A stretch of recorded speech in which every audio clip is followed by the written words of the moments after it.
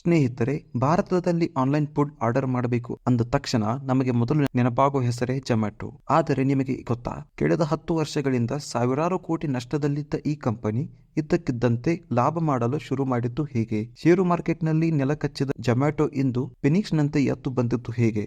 ಇವತ್ತಿನ business DNA ಎಪಿಸೋಡ್ನಲ್ಲಿ ನಾವು ಜೊಮ್ಯಾಟೊದ ಈ ರೋಚಕ ಜರ್ನಿಯನ್ನು ಕಂಪ್ಲೀಟ್ ಆಗಿ ಡಿಕೋಡ್ ಮಾಡೋಣ.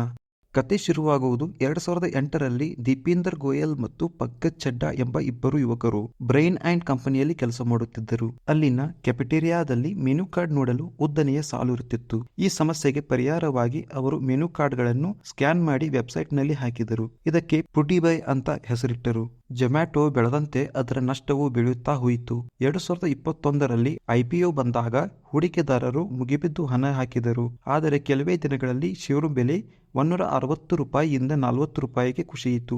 ಎಲ್ಲರೂ ಜೊಮ್ಯಾಟೊ ಮುಗಿದೇ ಹೋಯಿತು ಅಂತ ಅಂದುಕೊಂಡಿದ್ದರು. ಜೊಮ್ಯಾಟೊ ಮಾಡಿದ ಅತ್ಯಂತ ಧೈರ್ಯದ ನಿರ್ಧಾರ ಅಂದರೆ ಸೋತು ಸುಣ್ಣವಾಗಿದ್ದ ಗ್ರೋಫರ್ಸ್ ಕಂಪನಿಯನ್ನು ಬ್ಲಿಂಕಿಟ್ ಆಗಿ ಬದಲಿಸಿ ಅದನ್ನು ಖರೀದಿ ಮಾಡಿದ್ದು. ಆರಂಭದಲ್ಲಿ ಇದು ತಪ್ಪು ನಿರ್ಧಾರ ಎಂದು ಎಲ್ಲರೂ ಟೀಕಿಸಿದರು.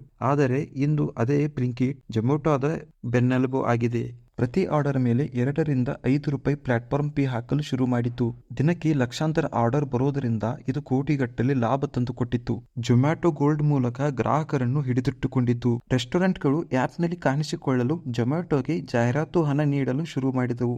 ಅಗತ್ಯವಿಲ್ಲದ ದೇಶದಲ್ಲಿ ವ್ಯವಹಾರವನ್ನು ಬಂದ್ ಮಾಡಿ ಭಾರತದ ಮೇಲೆ ಮಾತ್ರ ಗಮನ ಹರಿಸಿದರು. ಜುಲೈ 2023ರಲ್ಲಿ ಜೊಮ್ಯಾಟೊ ಮೊದಲ ಬಾರಿಗೆ $2 ಕೋಟಿ ಲಾಭ ಗಳಿಸಿದ್ದಾಗಿ ಘೋಷಿಸಿತು. ಹೂಡಿಕೆದಾರರ ನಂಬಿಕೆ ಮರಳಿಯಿತು. ಇಂದು ಜೊಮ್ಯಾಟೊ ಕೇವಲ ಫುಡ್ ಡೆಲಿವರಿ ಕಂಪನಿಯಲ್ಲ, ಅದೊಂದು $multi-billion ಎಂಟರ್ಟೈನ್ಮೆಂಟ್ ಮತ್ತು ಕ್ವಿಕ್ ಕಾಮರ್ಸ್ ಕಂಪನಿಯಾಗಿ ಬೆಳೆದಿದೆ. ಸೋತರು ಪ್ರಯತ್ನ ಬಿಡದೆ ಕಾಲಕ್ಕೆ ತಕ್ಕಂತೆ ಬದಲಾದ ಜೊಮ್ಯಾಟೊ ಕತೆ ನಮ್ಮೆಲ್ಲರಿಗೂ ಪ್ರೇರಣೆ. ಅಂದಾಗೆ ನೀವು ಸ್ವಿಗ್ಗಿ ಪ್ರಿಯರೋ ಅಥವಾ ಜೊಮ್ಯಾಟೊ ಪ್ರಿಯರೋ ಕಮೆಂಟ್ ಬಾಕ್ಸ್ ನಲ್ಲಿ ತಿಳಿಸಿ. ಈ ವಿಡಿಯೋ ನಿಮಗೆ ಇಷ್ಟವಾದರೆ ಲೈಕ್ ಮಾಡಿ ಮತ್ತು ನಮ್ಮ ಬಿಸ್ನೆಸ್ ಡಿಎನ್ಎ ಚಾನೆಲ್ಗೆ ಸಬ್ಸ್ಕ್ರೈಬ್ ಆಗೋದನ್ನ ಮಾತ್ರ ಮರೆಯಬೇಡಿ. ಮುಂದಿನ ಎಪಿಸೋಡ್ನಲ್ಲಿ ಮತ್ತೊಂದು ಇಂಟ್ರೆಸ್ಟಿಂಗ್ ಬಿಸ್ನೆಸ್ ಸ್ಟೋರಿಯೊಂದಿಗೆ ಸಿಗೋಣ.